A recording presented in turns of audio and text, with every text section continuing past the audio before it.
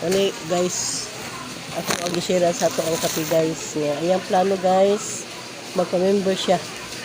Kay ako siyang gistoryahan sa mga benefits na ining kape guys. Kay ipasabot na ko siya guys, kini ato ang business, dili traditional.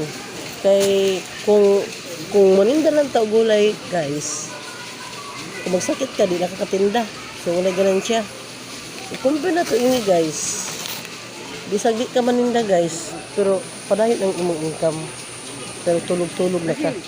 Kaya naman guys, daghang kaig benefits ang ato ang DXN. Unang benefits guys ha. Kung imo ning ibaligya guys. Ha? Pagaylo ha? Kung imo ning ibaligya na akay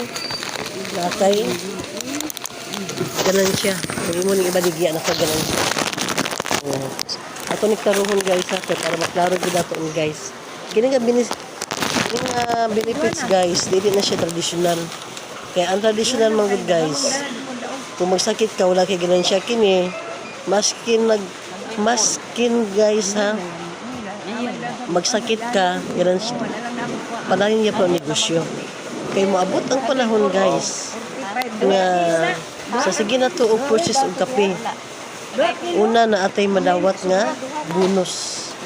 Kung ma-require na to ang 1,000 PB, 1,000 point value sa company. Nya ikaduha guys, naanay siya discounted guys.